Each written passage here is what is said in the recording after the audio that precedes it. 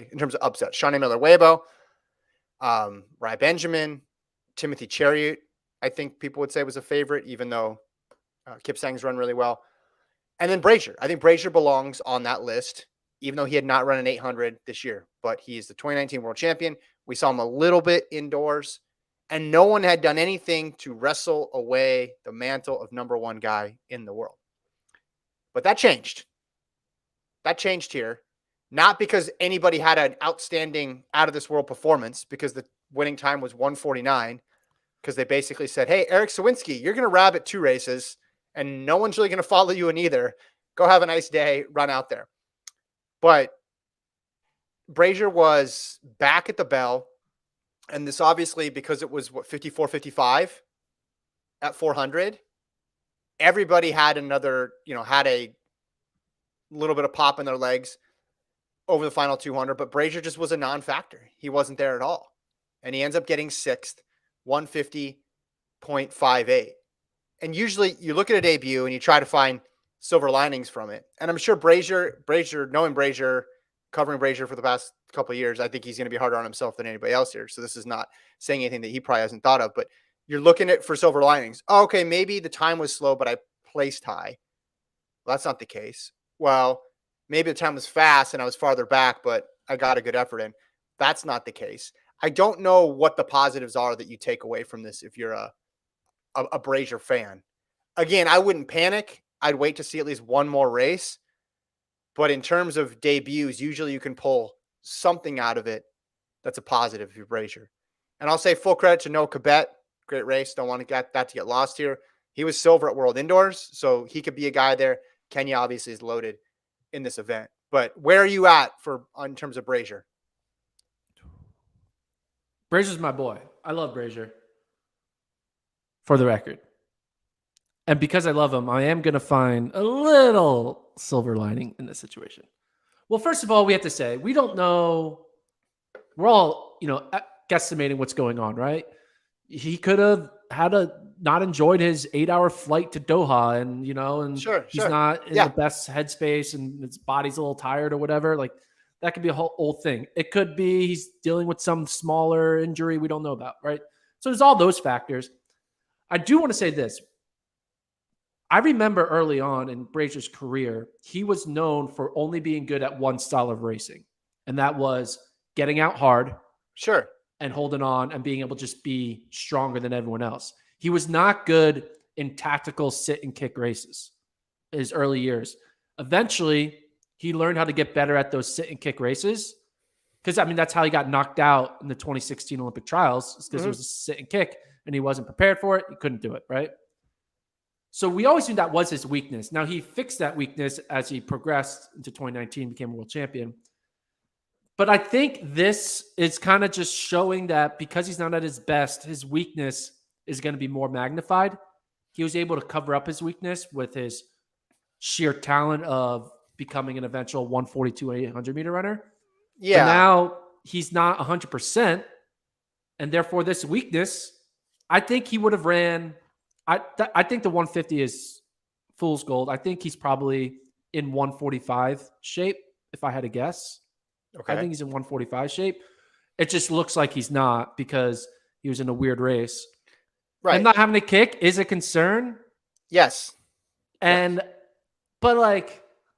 how many races are going to be like this? Is he going to have to run like this? But I think, though, if you go out in 55 and then you come back in 55, the last 100, I haven't seen a Brazier race like that. Even the one, I guess the one would be trials where he was clearly hurt, right? And he just didn't have the wheels over the last 150. But he just didn't have it. I wrote down what the commentator said. Wasn't in it and had no pace when he needed it. I thought the commentator on the feed I was watching summed it up perfectly. When he needed to get going, to get that extra gear, he just was not able to get to it. I take your point about this style of racing, but then how do you prevent that? Get behind the rabbit. I know it's windy out there. You're the reigning world champion. Go out there and try to dictate the style of the race. In the search for silver linings, because I know you're a big Brazier guy, I went back to 2019. This race, he got third at Doha Diamond League. But that was behind Nigel Amos and Emmanuel Carrioni ran 144 and was just a hair off. So I don't think that's the same as this. Again, I'm not hitting the panic button yet, but I'm hovering. Yeah. I think he needs another race for him to kind of just make us ignore this one. Because if he goes out and runs like a 144 at like a Portland Track Festival or something like that, I think people are going to start believing in it again. I think he just needs one of those, we're going to. But there's two things we're talking about. Hold on a second. Let's juxtapose this to Clayton Murphy. I mean, Drake Relays, I thought he was done. I thought it was like career over. And then he goes out a few weeks later and runs 145. Yeah. Like, oh, Murphy's back to regular form.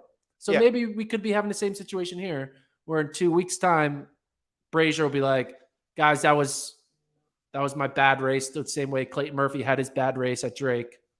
Now I'm having my good race 2 weeks later, the way Murphy just did. So, but there's two things here. There's can he get back to 2019 Brazier where he's the best guy in the world? Because if he gets back to that, he's going to dominate again. Because no one's been able to fill that void. It's not as if in the 3 years since then, there's been another 142 low person who's come up out of nowhere that he's never raced before, and we don't know how he measures up. There's getting back to that, and then there's just the idea of, okay, if he can't do that, the next step below that is, can he compete for wins?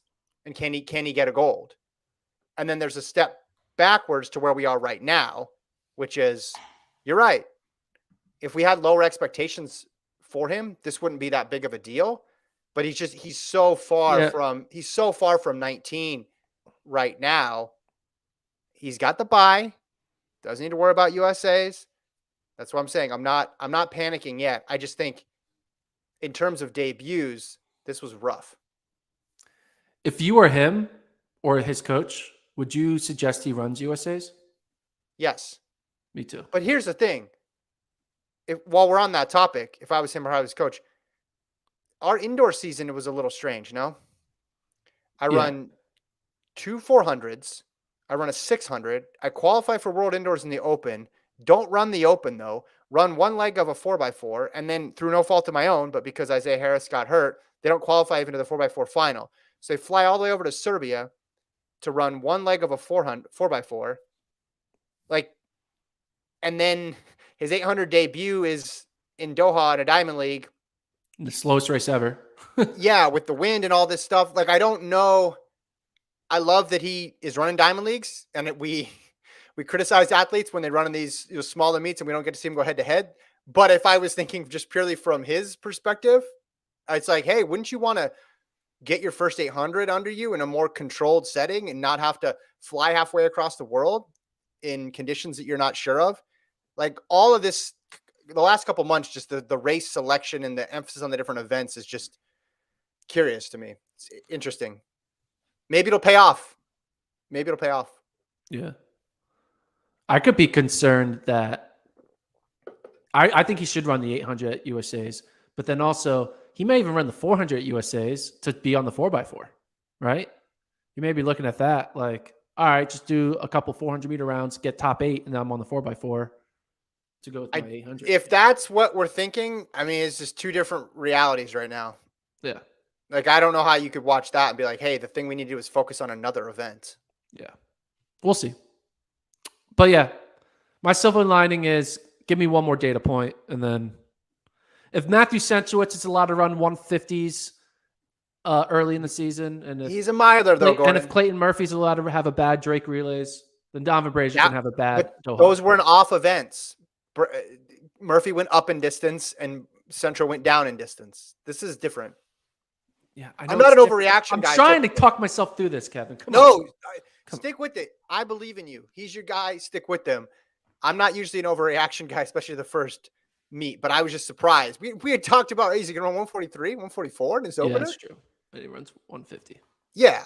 It's just, and it was the wrong. If you're a 142 guy, I don't know if there's any good type of 150, but that certainly wasn't. Even the winner, a tactical 800, the only person who's satisfied leaving that scenario was the winner. Everybody else is like, what was that? Yeah. Why did I spend my time doing that?